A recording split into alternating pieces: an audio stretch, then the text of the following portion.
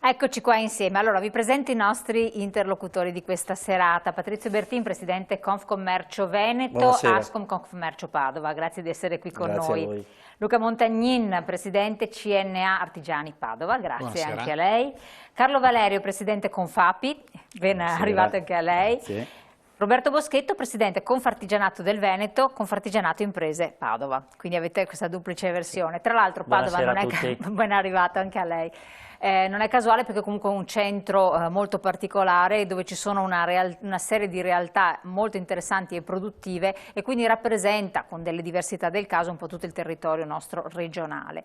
Allora, il tema è purtroppo di grande attualità e in questo momento più che mai diventa importante portare sul piatto della bilancia quelle che sono le questioni più importanti, più calde. Non è detto che quelle che sono state portate a livello nazionale coincidano con il nostro territorio. Fatto il Veneto di piccole realtà, piccole e medie realtà che hanno delle esigenze ben specifiche. E allora io vorrei incominciare un po' con chi è più tranquillo, più sereno, chi è felice in questo momento perché ci ritroviamo ancora in una bellissima zona arancione e sembra quasi che questa debba essere non dico un permanere, però quasi sì, per sicurezza restiamo in arancione alla fin fine. Cosa comporta e perché l'ha delusa così? Perché lei il fine settimana scorso si auspicava un'apertura maggiore anche perché i ristori non sono così immediati, vero? Che cos'è? Sì. Qual è il primo punto contingente? Poi vediamo, facciamo il giro con voi. Al di là delle zone, dei colori che adesso stanno anche un po'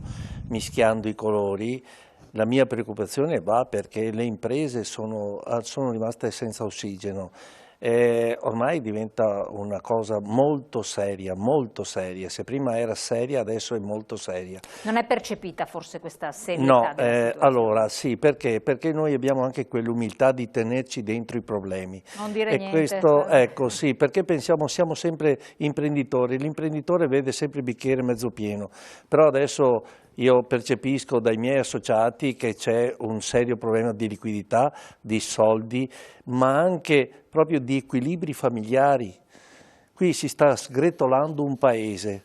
Perché? Perché per un semplice motivo, non sono state fatte le cose che dovrebbero essere fatte. Io adesso non dico che avrei gestito in maniera diversa questa pandemia perché non c'era assolutamente conoscenza di questa cosa, però a livello economico sì. A livello economico io l'avrei gestita in altra maniera. Io sono abituato che se tu mi chiudi per decreto, prima di fare questa cosa devi già avere preparato il piano B, quindi darmi i soldi perché io possa traghettare la mia impresa fino a quando tu mi liberi e potrò lavorare.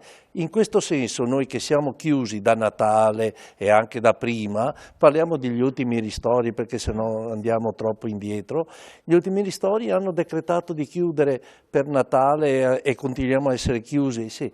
Ci dovevano dare subito i ristori, stanno ancora discutendo dei ristori. Cioè, qui si dà il sangue a una persona quando ormai è morta, non ha più bisogno di sangue. Questa è la vera tristezza che sta colpendo le imprese oggi.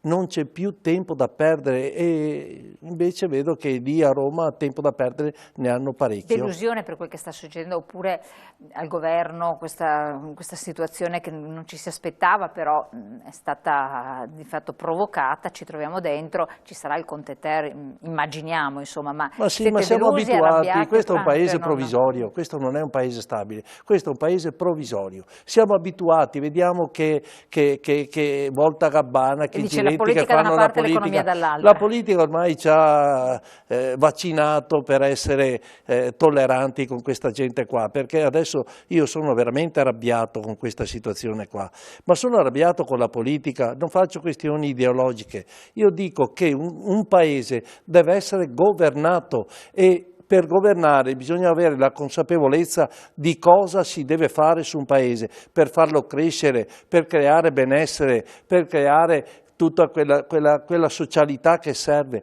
Invece qui mi sembra che sia lo sport nazionale distruggere un paese e stanno facendo bene per questo punto.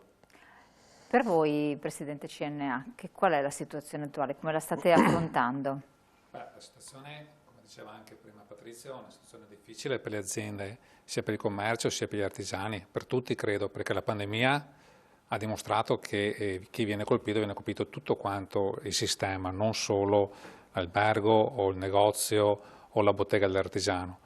Viene colpito tutti, per cui lo Stato deve aiutarci dando dei ristori adeguati, non magari guardando il codice Ateco, come è successo, ma cercando di guardarli sul fatturato annuo, per cui si prende un'azienda, verifica il fatturato che ha fatto nell'anno, non logicamente 2020-2019, in base a quel fatturato lì, vedo nel 2020 quanto fatturato in meno ha fatto e cerco di dargli il ristoro adeguato. Allora l'azienda riesce in qualche modo a sopravvivere, pagare gli affitti, costi, bollette, e riesce comunque a suo malgrado a dare aiuto anche ai propri dipendenti e collaboratori, che magari altri ammortizzatori sociali non ce la fanno in quel momento arrivare subito pronti, tipo la cassa integrazione o l'FSBA, per cui questo è un aiuto che si dà ed è un po' di fiducia che si dà alle imprese e anche proprio a tutti quanti i nostri colleghi e collaboratori.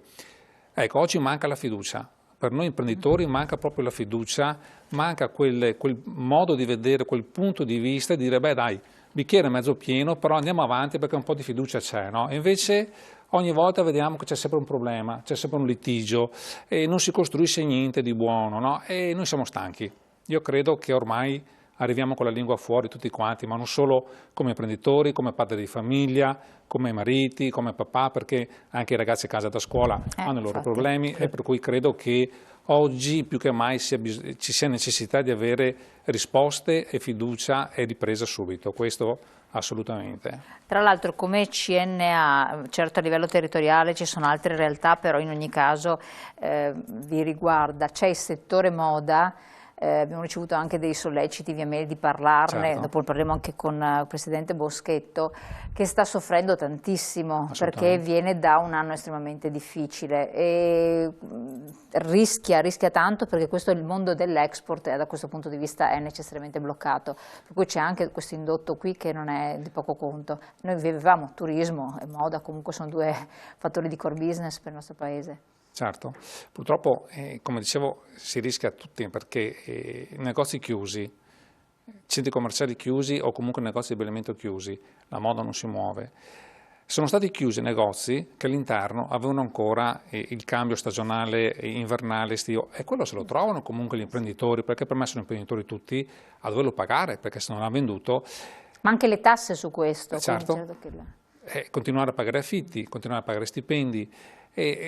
Non c'è stato un aiuto concreto, non c'è stata la possibilità di gestire, difficilissima questa pandemia perché nessuno, abbiamo capito, eravamo in grado di gestirla e va dato ancora un plauso ai dottori e alle forze dell'ordine che hanno messo anche a rischio la loro vita per poter gestire in fiducia, in autonomia e anche gestendo bene dal punto di vista proprio la situazione pandemica che c'era per l'ordine pubblico che serviva. Per cui io ringrazierò sempre questo perché anche come padre di famiglia poter uscire e essere un po' tranquillo che non sia nessuno che si attacchi per mascherina sì, mascherina no, insomma penso che questo vada riconosciuto.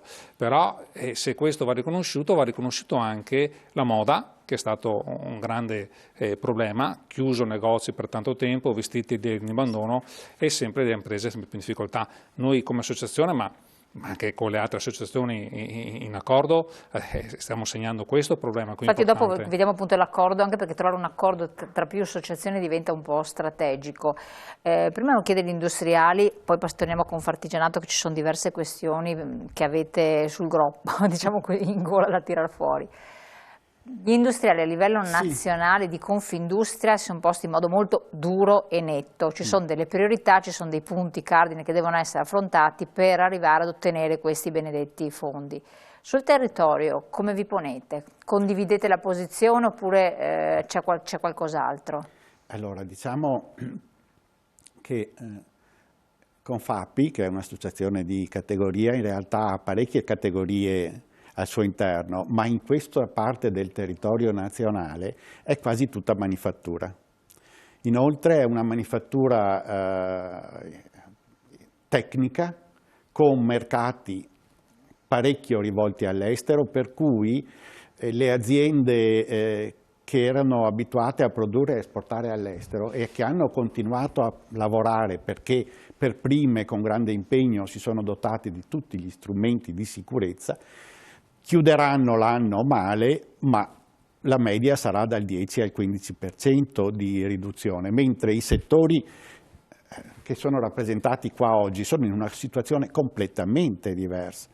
C'è comunque da dire che, e questo ancora non l'hanno capito, e magari lo capiamo meglio oggi qua, è tutto interconnesso, perché uno può anche non gioire ma preoccuparsi poco di ciò che avviene alla sua società che produce macchine industriali che poi però vengono usate per fare i vestiti o per fare gli alimenti o per lavorare in altri settori, cioè è tutto interconnesso e fino a quando noi avremo dei governanti che non capiscono questa cosa... Quindi le dice miopia a livello governativo? Assoluta miopia, anche perché c'è una metà della nazione che è ipergarantita e che sono i lavoratori del pubblico e i pensionati. Questo è il punto. Tutti gli altri sono assolutamente esposti. Noi stiamo facendo ogni 2 mesi dei sondaggi interni tra i nostri associati. Adesso faremo il terzo.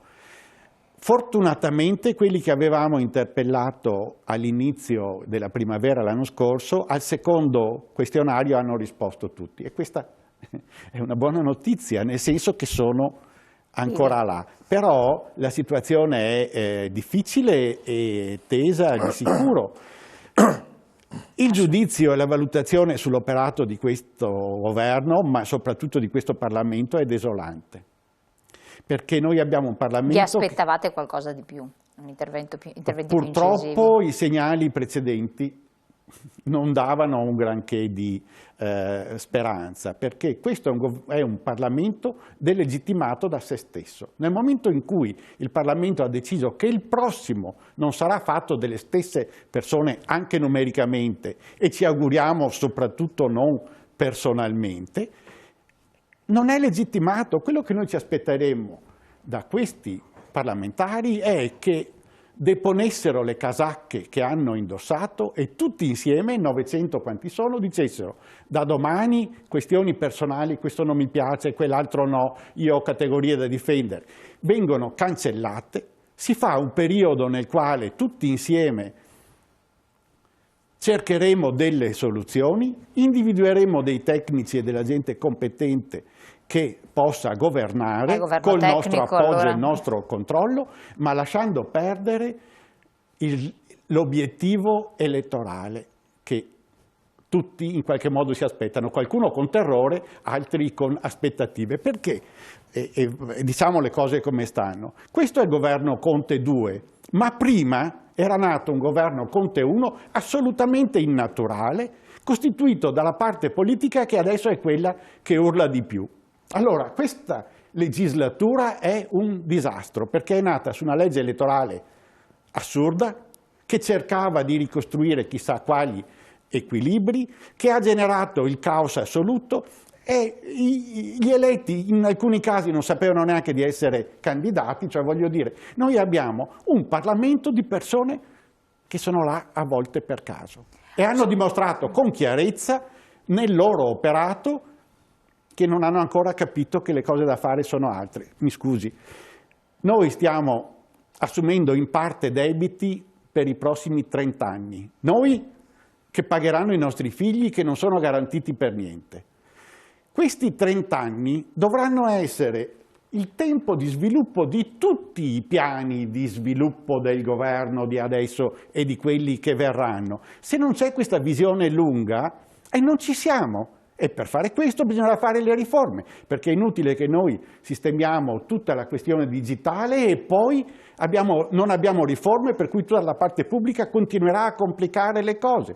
Dovremo pensare alla scuola, che prepari di più al lavoro e alla consapevolezza. Cioè, qua manca veramente proprio tutto. Siamo in 4 e dopo ne parliamo fra noi di quello che potremmo fare. Qua abbiamo 2 rappresentanti degli artigiani alla fine. Ma sicuramente si parleranno fra loro. Non è che lui dirà questo non mi piace perché l'altro giorno mi ha fatto uno sgarbo. Noi abbiamo governanti che fanno questo. Sono tutte questioni personalizzate. Desolante.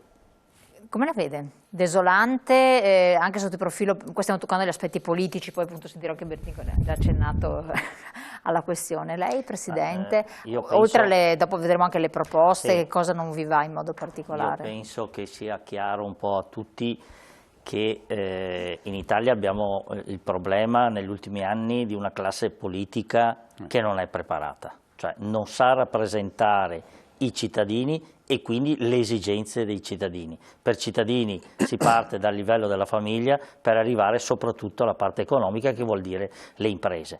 Nel momento in cui abbiamo appunto, come in parte è già stato detto, politici che sono stati eletti da una piattaforma o perlomeno che non sanno cosa vuol dire fare il sindaco, fare l'amministratore pubblico, quindi avere un'esperienza del rappresentare qualcuno, è ovvio che quando vanno in certi ruoli fanno quello che devono fare in modo così estemporaneo e in modo banale. E quindi questo è il motivo per cui ci troviamo in queste condizioni, oltre a quello che, per carità, forse l'Italia, come veniva già detto, abbiamo questo virus, tra virgolette, che purtroppo la classe politica non dura più di 2 o 3 anni, che le regole forse non permettono a una classe politica di poter fare il suo ruolo, ma soprattutto io penso abbiamo bisogno di politici seri e preparati. Come adesso ci troviamo in un momento difficile, in particolare delicato, diciamo non difficile perché è ridicolo, delicato, nel senso che c'è il recovery plan che deve essere in qualche modo preparato, strutturato, programmato, come si diceva ci debiterà per un po' di tempo. L'Europa che ci guarda e non ci vede assolutamente bene, perché quando cade un governo diamo un'idea anche di poca serietà, di essere poco attendibili, credibili e tutto. Che cosa bisognerebbe, cioè, vi sentite ascoltati come categorie produttive? Chiedo intanto a lei, Presidente Boschetto, perché in questo momento qui anche la difficoltà nei confronti dell'estero diventa eclatante. Sì, i problemi sono moltissimi. Di serietà. Allora, è vero che il governo ogni tanto convoca le categorie economiche a livello nazionale. Il problema è che i nostri presidenti nazionali vanno, partecipano a queste riunioni, dicono quelle che sono le esigenze, ma dopo in realtà quello che viene fatto è tutta un'altra cosa. Questo lo dimostra anche i ristori, non si può fare 4 decreti di ristori, adesso arriverà il quinto, quando si sapeva fin dall'inizio che bastava, abbiamo la fatturazione elettronica, abbiamo gli scontrini, abbiamo siamo tutto, si ipercontrollati. vede se uno guadagna, se lavora o non lavora, cioè è molto semplice, ecco, invece ci sono volute 4, adesso 5 e pian pianino bisognava continuamente andare a battere i pugni per poter portare a casa alle categorie e quindi ai nostri colleghi qualcosa per poter sopravvivere. Il problema è la sopravvivenza. Ecco, questo dimostra ulteriormente quello che dicevo prima, quindi incapacità di governare e saper ascoltare. Abbiamo i sindaci che sono nel territorio, che sono molto bravi e ritengo che sia il lavoro pubblico in termini di rappresentanza più difficile. Ecco, forse se lo facessimo di sindaci saremmo saremmo molto meglio e non ridotti così. Assolutamente. Prima di andare in pubblicità, elezioni le vede, sarebbe stato favorevole, a prescindere? Ma se devo essere sincero io sarei per rivedere tutto e ricominciare. Abbiamo bisogno di qualcuno che sappia ascoltarci e sappia capire, non ci vuole molto. Chiaro, quindi delusione. Elezioni sì o no, Presidente Valerio? Così d'impulso. Con le leggi elettorali che abbiamo adesso, che sono un orrore perché sono la schifezza di prima, cambiata ulteriormente, no, che abbiano la dignità di fare almeno una legge elettorale seria, nuova, fatta bene, ma direi che non è neanche il momento delle elezioni, devono mettersi tutti insieme, ma è dovuto agli altri 60 milioni di italiani, perché tra l'altro avessimo visto un gesto di dire ci riduciamo, questa sembra una roba di quelle banali, no? Ci riduciamo un po' gli emolumenti, noi parlamentari, no, ma voglio dire, un gesto. Lo so, a livello simbolico sarebbe stato interessante. Appunto, ma a volte i simboli sono fondamentali, soprattutto per dare fiducia a una nazione che è veramente esausta. Elezioni sì o no? Ma allora, io non so se siano giuste in questo momento farle o non farle. Quello che so, come diceva anche Roberto, dobbiamo avere al governo che ci rappresenta e che ci ascolti, e devono ascoltarsi dal basso, perché i problemi si affrontano, si risolvono ascoltando proprio i sindaci, le categorie economiche. Forse il basso si deve far sentire in modo forte. In questo momento qua andare alle elezioni potrebbe essere anche difficile, perché magari si rallentano poi quei passaggi che stiamo vedendo, lunghi, tipo i ristori e quant'altro. Salta Questo non lo so, se sicuramente ci vuole una leadership politica che sappia portare avanti il nostro Paese, perché se guardiamo il nostro piano nazionale di ripresa e resilienza, è vero che arriveranno i soldi, però come si parlava prima dobbiamo anche essere in grado di portare avanti un sistema e di fare un rilancio dell'Italia, e questo deve esserci un progetto. Non posso dare soldi a pioggia a tutti, no, ci deve essere il progetto, se no i soldi non arrivano. Un progetto che dia comunque fiducia, visto che l'Europa, come diceva lei prima, ci sta guardando. L'Europa ci sta guardando perché l'Europa ci vuole, e per cui ci deve essere fiducia, e noi dobbiamo dimostrare di essere all'altezza. Allora, per essere all'altezza bisogna anche sapere ascoltare, come diceva prima Roberto, dal basso. Si ascolta i comuni, si ascoltano i sindaci che operano nel territorio, si ascoltano i presidenti di categoria, le categorie, e tutti insieme si tirano fuori delle idee che siano giuste per il nostro paese, per la nostra nazione, per il nostro territorio, per il nostro popolo che stiamo vivendo in questo momento difficile, e si cercano dei percorsi di crescita e di rilancio. Questo sì. Bertin, dopo andiamo giù in pubblicità sicuro. Elezioni? Beh, Cioè stravolgere tutto, buttare tutto? Intanto non si va a elezioni. No, infatti lo sto facendo Questo come è domanda scontato, così perché quindi lo so. sono domande che per carità le devi fare, tanto non si va a elezioni. Però è anche vero che andare a elezioni con questa legge elettorale è tempo sprecato, perché l'ingovernabilità nasce proprio dalla legge elettorale che abbiamo che deve essere già attualmente. modificata. Quindi in questa situazione governare un paese diventa difficile, perché non siamo la Germania che riescono a fare le coalizioni, noi riusciamo a distruggere anche le coalizioni, anche quelle fatte dalla stessa parte a volte, e quindi non succede niente in Italia, si va avanti. Noi siamo abituati a arrancare, andiamo avanti, non si sa come, non si sa cosa, non progettiamo, e abbiamo un grandissimo bisogno, soprattutto per i nostri figli, ma anche per i nostri genitori che hanno creato un paese forte, bello, importante. Stiamo distruggendo tutto, e dico stiamo distruggendo perché a quanto sembra è la nostra generazione quella che oggi sta governando. Ma questi qui si rendono conto che danno stanno facendo a questo paese? Ai nostri figli. Sembra che dal momento in cui assurge un certo ruolo tutto diventa personalistico e non c'è il bene comune, viene li meno. vedo questi damerini a girare per Roma che sinceramente mi fanno pena, mi fanno veramente pena, perché questi non capiscono che andare là vuol dire avere una grande responsabilità. No, sono stato eletto. A cosa? Devi governare. Si scordano del territorio. Allora, torniamo su questo punto e vediamo il territorio di che cosa ha bisogno. Pubblicità, pochi secondi, poi siamo con voi.